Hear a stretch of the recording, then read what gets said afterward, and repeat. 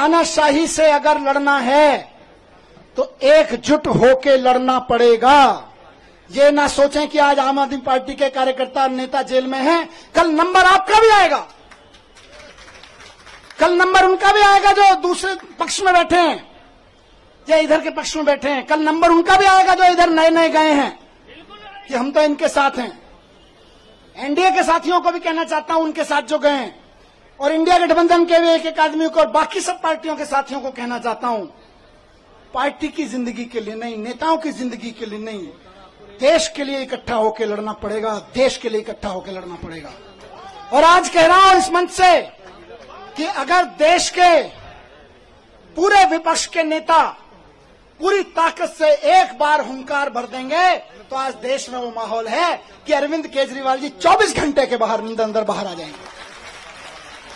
अगर देश के विपक्ष के नेता एकजुट होकर हुंकार भर देंगे तो केजरीवाल जी केवल और केवल 24 घंटे के अंदर जेल से बाहर आ जाएंगे। मैं आज लिख के दे रहा हूं, लेकिन इकट्ठे होकर करना पड़ेगा। ये मत सोचिए अभी तो केजरीवाल जी गए, जब हम पे आएगी तो देखेंगे, नहीं, सब पे आई हुई है।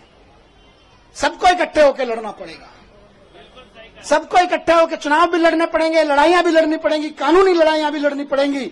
और एकजुट हो गया तो इस चुनाव में तो दिखाई दिया कि 400 पार ढूंढते रह गए। एकजुट होकर लड़ेंगे तो आगे आने वाले चुनावों में भी ढूंढते रह जाएंगे कहां है, 0 पार, बस सीधे कहा 0 पार। तो ये कोई ये ना सोचे कि अलग अलग लड़ लेंगे, जब हमारी लड़ाई आएगी तो लड़ लेंगे। लड़ाई सबकी है, लड़ाई देश की है, लड़ाई एक एक भारत के नागरिक की है। सब पार्टी वालों को, जिनको जनता ने थोड़ा थोड़ा भी कहीं कहीं भरोसा दिया है, कहीं ज्यादा दिया है, सबको इकट्ठा होके इस तानाशाही के खिलाफ लड़ना पड़ेगा।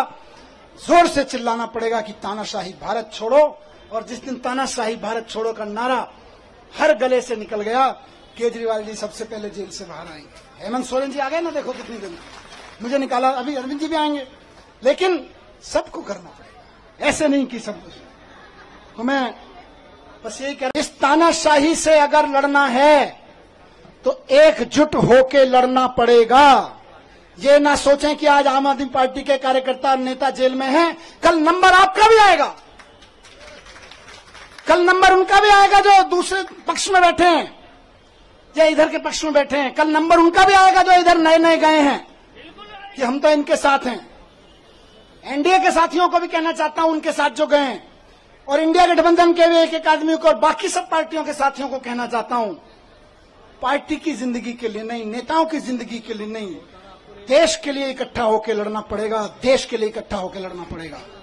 और आज कह रहा हूं इस मंच से कि अगर देश के पूरे विपक्ष के नेता पूरी ताकत